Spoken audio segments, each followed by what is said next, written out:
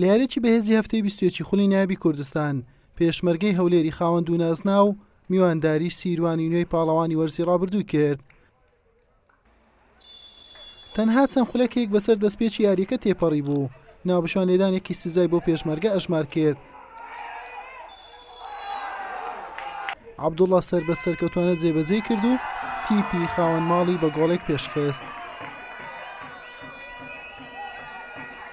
لا خولەکی 21 توانە ئەمیر بە ئەسیستی هیدایەت لەتیف ئەنجامەکەی بۆ تیپەکەی دوو هێندە لێ کرد.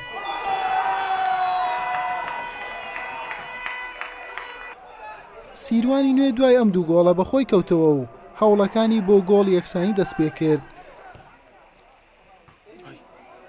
لا سەرجەم هێشەکان سەرکەوتوو نەبوو بۆ کەمکردنەوەی جیاوازیەکە. لا نیوەی دۆم و لە یەکەم دەرفەتی ڕاستەقینە ئاکار عەبدولحەمید گۆڵێکی بۆ سیروانی نوێ تۆمار کرد. شین پۆشانی میوان لە خاوەن ماڵ باشتر دەدەکەوتن و بە هەموو شێوازێک بەختی خۆیان تاقی کردەوە. بەڵام گۆڵ پارێز و بەرگریکارانی پێشمەرگە بەرامبەر هێشەکان و لێدانەکان وەستانەوە.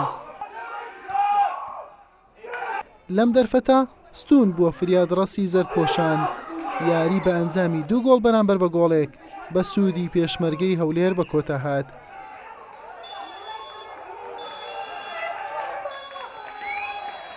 ڕاستە ئێمە لە شەوتی یەکەم بە خراپی داخەڵبووین.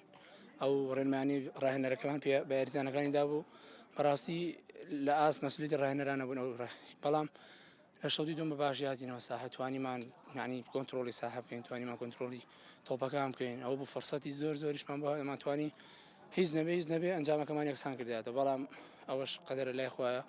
دەستخۆشی لە یاریزانانی هەردوو تیپ دەکەم یاریێکی هەتا حدێکی زۆر ینی تام و چێژی تێدا بوو هەرچەندە ئێمە بە ئەوەی خۆم ئەم یاری قورستنی یاریمان بوو ڕاستە ئێمە لە پاش گەڕانەوە لە شێروان لە کەلار ینی ماندیبوونمان پێوە دیار بوو بەتایبەتر 20 دقەی ئاخری بۆش گۆڕانکارەکانمان زۆر زوو دەست پێ کرد بۆ ئەوەی هاوکاری یاریزانەکانمان بکرێت لە ڕووی بەدەنیەوە.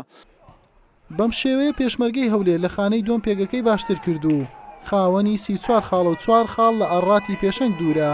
سیروانی نوێژ خاوەنی 24 خاڵە و لە خانەی 12 مایەوە. حوسێن محەممەد کەناڵی پێیام پیرمام.